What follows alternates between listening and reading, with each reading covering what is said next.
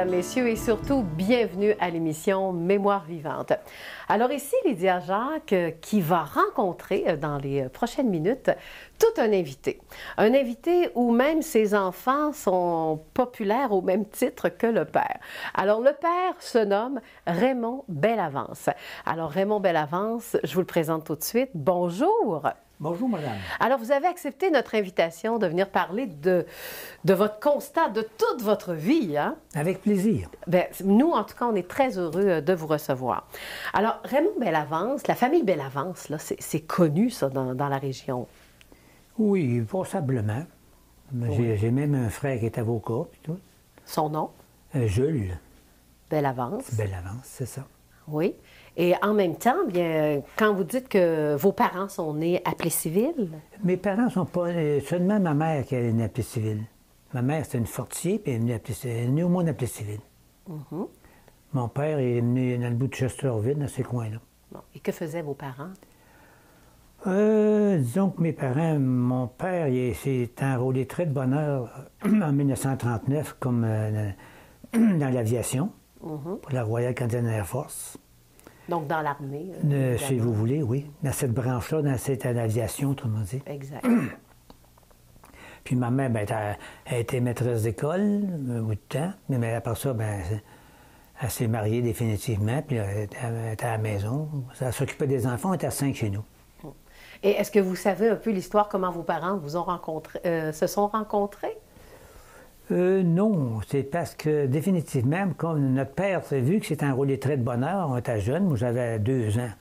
On ne l'a pas revu avant un bout de temps, avant qu'il s'est fait blesser. Finalement, on l'a revu 2 ans en 1948, fait que on n'a pas eu bien des discussions. Dans ces temps-là, c'était pas bien la mode de discuter de ça. Non, le père allait travailler pour fournir l'argent à la famille. Ouais, c'est ça. Vous avez vécu cette époque-là. Oui. On était vers quelle année, là? Parlons de votre naissance, là. Oui, c'était en 1937 que je suis né au monde. OK. Et puis, on était sur une terre, définitivement, mais quand il s'est enrôlé, il a vendu la terre, puis on s'est venu rester dans la rue Saint-Calix, en face des parents de ma mère. Mm-hmm. Voilà. Vous êtes né le 21 mars, en plus, hein? C'est la première journée du printemps dans ces temps-là, oui. Est-ce que votre mère vous a dit de quelle manière vous êtes né, là? Né à la maison, probablement? Non, dans ce temps-là, on était à Plessisville à ce moment-là. Mm-hmm. Puis à ce moment-là, à Plessisville, c'était plutôt à l'hôpital dans ces temps-là, je crois. OK. Votre mère, c'est Cécile Fortier. C'est Cécile Fortier. Ça se trouvait être la sœur de Jean-Marie Fortier. Puis Jean-Marie Fortier, c'est le père de Pierre Fortier. Vous connaissez les canneberges, là? Ben oui. C'est tout dans la même famille, ça. OK, donc vous êtes une grosse famille. Ah oui, les cousins, puis etc., oui. Est-ce que vous êtes né dans une famille nombreuse? Non, moi, on était à 5 chez nous. Ah! Il y avait 3 filles, puis 2 gars. Les 2 derniers, c'était mon frère, moi puis mon frère. OK. Et est-ce que dans la famille, les membres, vos frères et sœurs sont toujours vivants?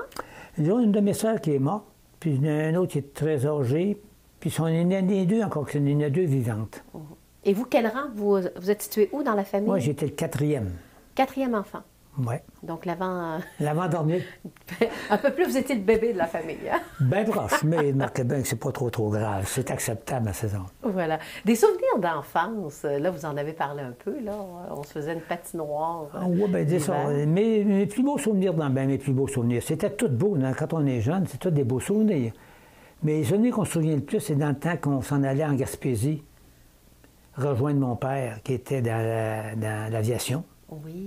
Ben, à ce moment-là, il venait tous les soirs coucher chez nous. Sans ça, on ne le voyait pas. De Plessisville, il était à Montjoly. Dans ces temps-là, ça donnait 6 heures de route comme il faut. On n'allait pas quand on était jeune. Surtout, par après, 3 ans de temps, on s'est en allé là. OK. Et votre père, est-ce qu'il vous a donné le baptême de l'air à un moment donné? Disons, surtout, c'est ses occupations, parce qu'où qu'on était, on pouvait aller voir partir les avions il y avait une grosse base à Montjoly. Puis les avions passaient au-dessus du chemin en décollant. Fait qu'on montait là à peu près à quoi? 20 minutes, une demi-heure pour aller là avec ma mère, les enfants. On allait là. C'est pour nous autres, c'était toute beauté. Hein? Oui. Puis c'est pas tout le monde qui pouvait voir ça, là. À moins de rester proche, non. Non, hein, exactement. Alors, donc, ça, c'est vos souvenirs d'enfance. Souvenirs à l'école, vu que votre mère a été aussi institutrice, là. Donc, vous avez sûrement des beaux souvenirs à l'école. Vous étiez sûrement bon à l'école aussi, là.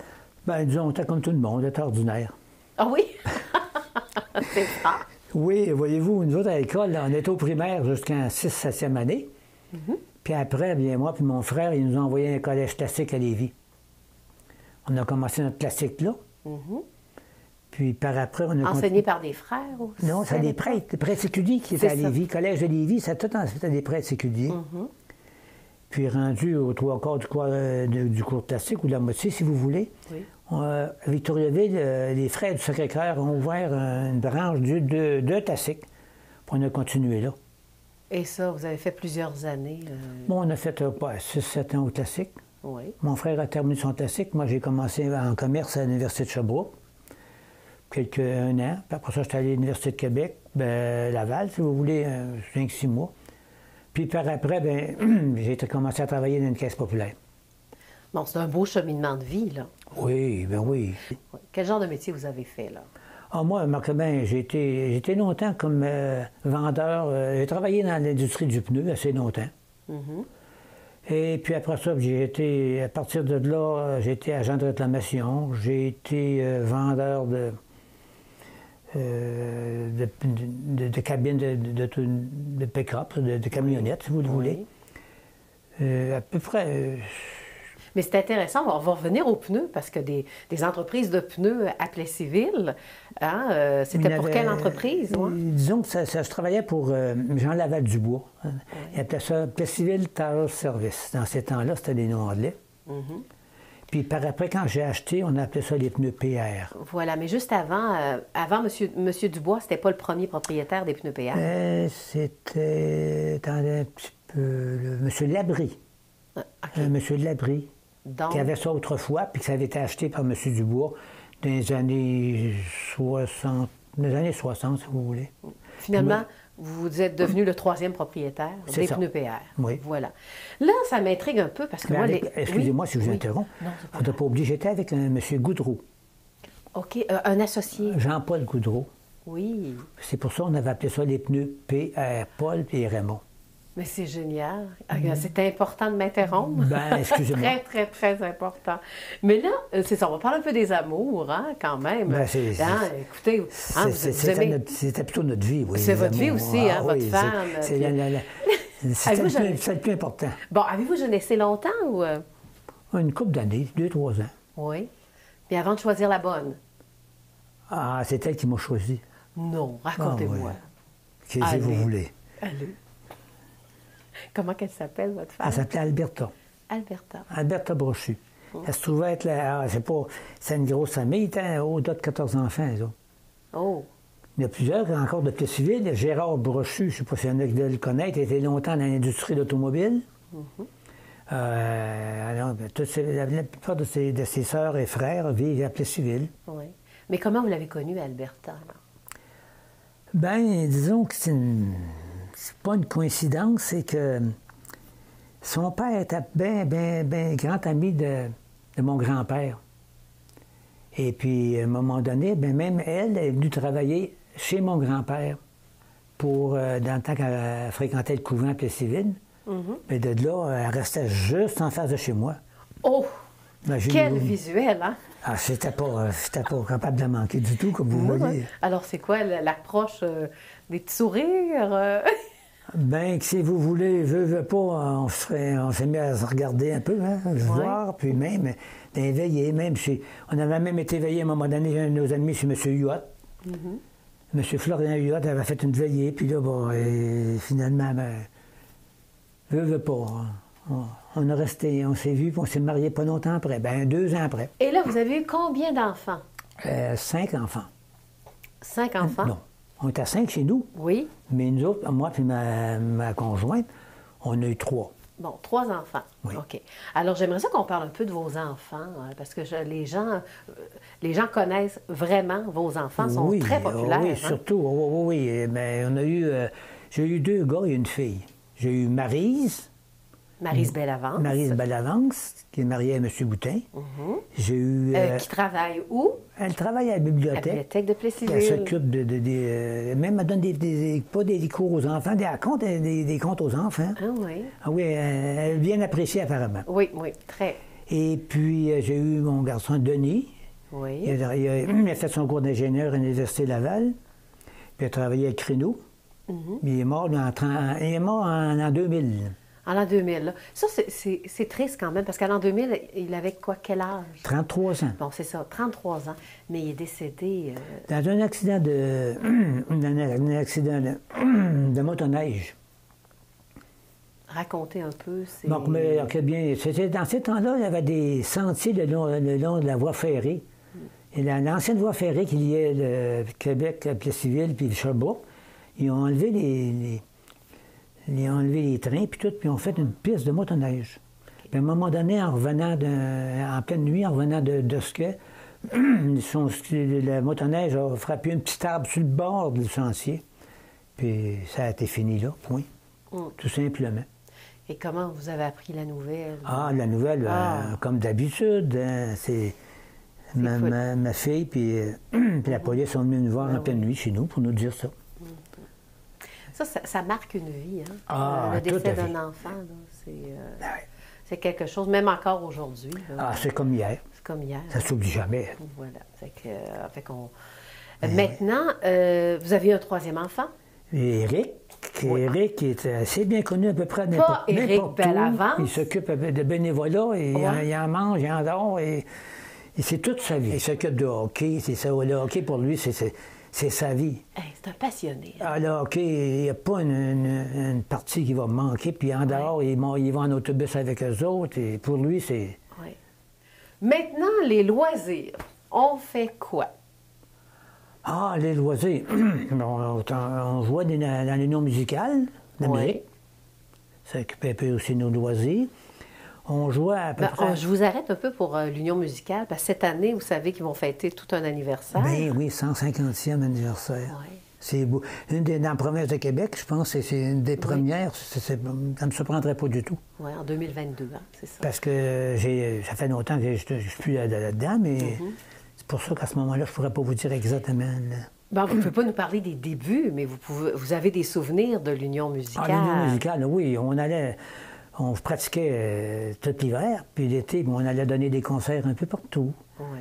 Il y avait aussi le festival des fanfares. Ça, c'était la pièce la plus importante dans l'année. Ça pouvait être un peu partout. Ça pouvait être toutes les petites places. On allait jouer là. Surtout le festival, tout le monde était réuni. Bon. Eh bien, dans ce cas-là, parce qu'il y a une personne très importante pour vous, qui vous a suivi aussi dans l'Union musicale, je crois, parce que l'Union musicale, c'était pas dans l'armée, ça, c'est quoi? Ben non, nous autres, c'était surtout financé par nous autres, ici à Plessisville, c'était financé par la ville de Plessisville. Mais il y avait d'autres endroits que c'était l'armée qui finançait pour être capable de faire jouer les personnes, parce que c'était une affaire assez dispendieuse, les instruments, puis tout. Oui.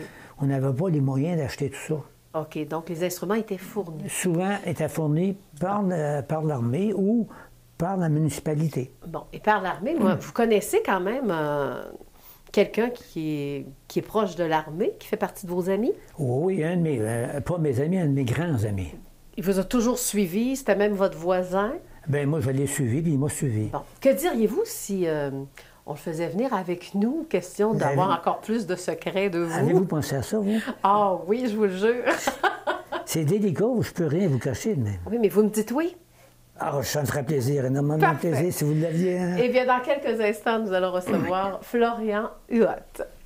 On sait que l'amitié, c'est très important. Alors, on va d'abord dire un beau bonjour à M. Florian Huot. Bonjour. Bonjour, madame.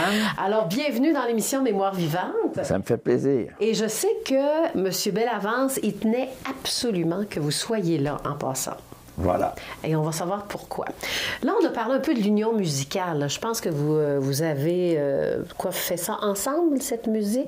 Oui, on a joué de la trompette un à côté de l'autre pour l'Union musicale de Plessisville.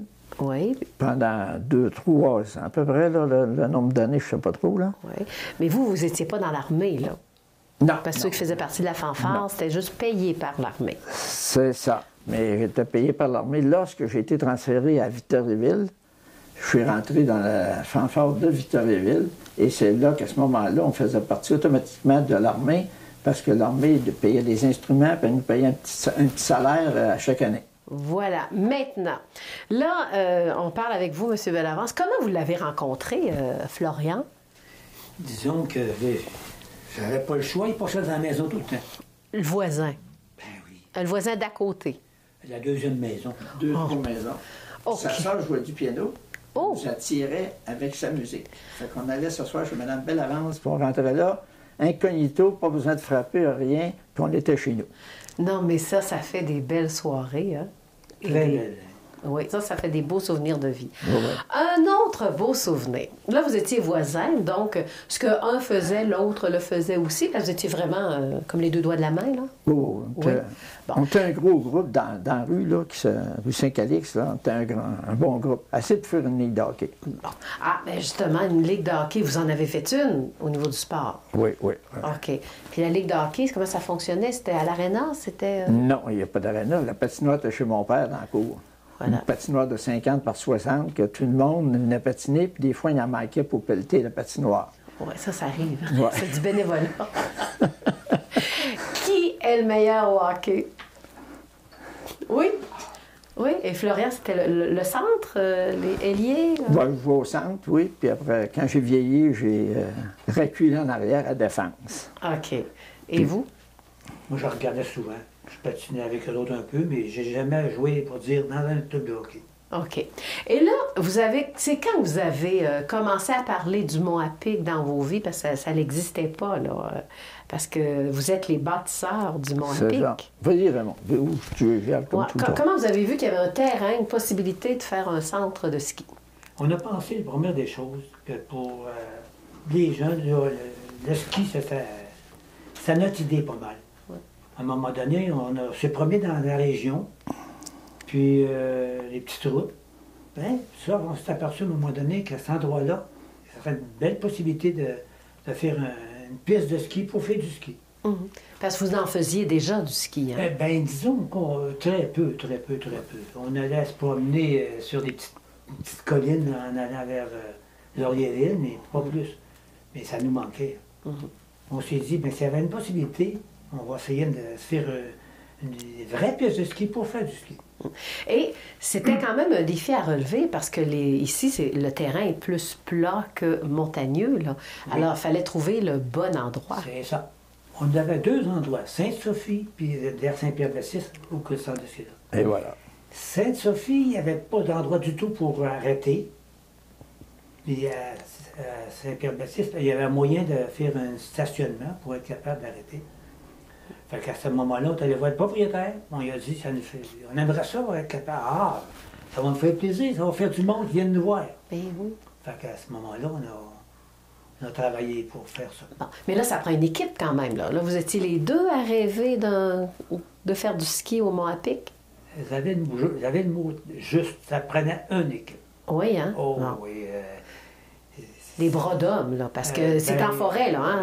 Il n'y a rien de fallait développé. trouver aussi le matériel, parce qu'on n'avait pas d'argent du tout, on n'avait aucune subvention. Il fallait faire tout de nos mains. Puis même la réparation, ses beaux-frères, ils étaient très bons là-dedans, puis ça le prenait. Il y avait différents métiers qui pouvaient nous aider. Mhm. Donc, Ouais, comment... ça, Puis ça a commencé comment, là, les travaux, où tout le monde a dit oui, on prend cet emplacement-là? Non, c'est nous deux qui avons décidé ça. Voilà, on s'en va là au Mont à Pic. Puis la première bâtisse qu'on a faite, le premier chalet qui a été bâti, c'était avec nos bandes de patinoire. Donc, on a commencé à penser au chalet avant de faire les pistes. Bon, ça allait Tout en tout même pas temps? mal. Ok. Ça allait pas mal tout en même temps, ça là, parce qu'à un moment donné, il fallait sortir nos haches, parce que c'était aux haches qu'on bouchait de la côte. C'était pas la scie à chaîne, c'était... Ça existe, on n'avait pas de moyens. Hey, les haches! Oh! Ça a pris combien de temps? L'automne, parce qu'il fallait se préparer pour Ouais. l'hiver. C'est le temps que ça a pris pour faire une piste à peu près de 15-20 pieds de large. Ouais. Puis on s'étend d'aller avec ça. Puis le chalet, ça a pris une corvée? Et Ah, ça les s'est corvées bâti en étaient pas si corvée? grosses que ça, hein? Non, c'était quoi? On avait décidé à ce moment-là de ne plus faire de ski. De plus faire de, excuse-moi, Ouais. de hockey. Fait qu'on a pris les bandes de patinoire On avait une grande patinoire avant ça, Oui. pour faire le chalet. Ben voyons donc. À ce moment-là, ça ne sert à rien de mettre des bandes de travail pour faire le toit. J'ai envie de vous poser une question. Le plafond devait être bas. Mais non, c'était simple, nos bandes. Une bande de Moi, patinoire. j'étais au niveau de la bande de hockey. Voilà, là, une bande de patinoire, c'est à 3 pieds de haut. Ouais. Si t'en mets 3, une par-dessus l'autre, ça fait 9. Fait qu'on a notre Puis t'en chalet. mets 2 autres sur l'autre bord, ça en fait 6. 6 à la 9, t'avais une pente de 3 pieds. Puis on prenait d'autres bandes de patinoire pour faire la couverture. Bon. Fait que, en fait, c'est ça. Voilà. Et il y avait combien de pistes? Vous avez construit combien de pistes, là? Une seule ou il y en avait, vous en avez fait plusieurs? Monsieur Bellavance? On a commencé avec une, définitivement. Bon, la une aujourd'hui, c'est comment que c'est laquelle? Là? Si je vais au Mont-à-Pic, là, c'est laquelle la première piste? La principale, là, quand vous arrivez juste en face, là, la principale en face de vous. OK, celle qui est vraiment en plein milieu. Oui. OK. En haut, oui. Oui, Les OK. côtés ont été faits par après. Bon. Puis ensuite, pour le Mont-à-Pic, vous avez sûrement senti que toute la population voulait s'investir pour le projet? Ou... Oui, oui, disons que... On avait des amis qui avaient fait du ski qui venaient nous aider, puis c'était tout a été basé sur du bénévolat. OK. Fait que, étant du bénévolat, ça y tentait de venir une journée, l'autre venait l'autre journée, puis on s'en allait avec ça. OK. Donc, on peut dire que le Mont-à-Pic, à la base, ça a pris comme 1 an, 2 ans pour dire on a notre première piste, elle est faite. Non, on avait juste 3-4 mois, l'hiver arrivait en janvier. Oui, c'est vrai. Non, on a commencé, nous, à l'été, à trouver la place, puis après ça, on a embarqué dans l'automne dans la piste, puis après ça, on a installé le moteur, le câble, pour Oui. monter, ça montait avec un câble en haut. Oui. Fait qu'on a installé le câble, et puis on a appris à monter avec un câble. Puis ça finit qu'on monte à faire du ski. Là, ceux qui venaient, puis pour damer la piste, ben, les 3-4 premiers qui arrivaient, on montait en haut, puis on descendait sur le travers, puis on avait damé la piste. Après ça, on était bon pour y aller avec ça.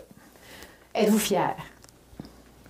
Quand on voit le Mont-à-Pic aujourd'hui, là, Très fier. C'est une réalisation. Si on ne l'avait pas commencé, il n'aurait pas eu. oui, Il y parce a un que- commencement à tout. Mais une chose que j'ai beaucoup admiré, c'est le bénévolat par après. C'est incroyable, tout l'ouvrage qui est fait par après. Quand on commence quelque chose, c'est toujours plaisant, c'est nouveau. Mm. Mais des fois, il y a un temps que c'est moins nouveau, c'est plus difficile. Là, il y a beaucoup de bénévolat qui s'étaient arrivés, puis c'est incroyable. Au point de vue prix, ça Oui. vaut la peine que je vous en parle. Oui. Un billet de saison, Oui. comment croyez-vous qu'on chargeait? 10 cents. 10 Pour dessous, là, vous exagérez un peu. Je sais pas. Mais disons 10 c'était le billet de saison. Un café coûtait 10 sous. Je savais qu'il y avait un 10 cents dans quelque part. Vous voyez clair. Ah non, c'était... Est-ce qu'il y avait des frites? Est-ce qu'on mangeait des frites? Oh non, Ah non, on c'était avait pas- dans le chalet, là, écoutez, là, le plus qu'on pouvait avoir, c'était le café, des petits gâteaux, puis un hamburger, Bon. hot dog, la firme là. Mais c'est le fun de se C'était souvenir de familial. ça. Une oui. chose que je vous tiens à insister, c'était très, très familial, puis ça l'est encore aujourd'hui. On sent un sentiment d'appartenance, justement parce que la population locale s'est impliquée, C'est ça. selon Puis vous. en plus, au Mont-à-Pic, ce qui s'est fait, il y a eu beaucoup de formations. Il y a des jeunes qui ont enseigné le ski à d'autres. Il fallait qu'ils enseignent le ski, il fallait qu'ils aillent suivre des cours pour faire le ski. Ensuite, au niveau de la sécurité, il y a eu beaucoup les ambulanciers Saint-Jean qui se sont impliqués aussi. Fait que ça faisait, on pouvait dire qu'il y avait 15-20 personnes de jeunes qui faisaient de la formation là, en plus de toutes les autres associations qui s'impliquaient soit dans financer un concours ou n'importe quelle En autre tout cas, activité. merci de nous avoir parlé. Hein. Écoute, c'est important d'être avec 2 bâtisseurs en plus du Mont-à-Pic. Alors, en terminant, qu'est-ce que vous aimeriez laisser comme message? On va commencer par M. Huot, là, pour le Mont-à-Pic, vu que ça continue dans le fond. Oui, que le Mont-à-Pic continue sur les mêmes formes, sur les mêmes bases, même aujourd'hui avec les subventions du gouvernement, et puis que prendre la vie du bon côté en faisant du sport. Oui, le bon côté, mais la piste est centrale. Prendre la vie au centre. Et puis pour vous? Ça ne peut pas être mon meilleur souhait, M. Huot. Oui. Florian nous dit là, franchement, J'espère que les jeunes vont comprendre que où l'endroit de Montpic, ils apprennent à faire du ski, puis par après, ils peuvent aller n'importe où. Ils vont être plus gros, plus grands, mais les difficultés, ils vont les avoir résolues bien avant. Oui. Et vos valeurs de vie? Je termine avec ça. Vos valeurs de vie, ce que vous avez enseigné à vos enfants, ça serait quoi vos valeurs? Disons, de prendre chaque jour ce qui arrive au jour le jour. Pas trop planifier trop vite, parce que ça ne sert à rien, parce que tôt ou tard, il arrive des affaires que tu ne peux pas prévoir. On est habitué, il faut s'habituer à prendre ça au jour le jour. Bien, merci beaucoup, messieurs. Ça fut un plaisir. Très grand plaisir. Merci. Alors voilà, ça termine donc l'émission Mémoire vivante. Et aujourd'hui, eh bien, nous avons accueilli 2 personnalités de la région. Alors, M. Florian Huot, ainsi que notre invité d'aujourd'hui, donc M. Raymond Bellavance. Et oui, le père d'Éric Bellavance. Voilà.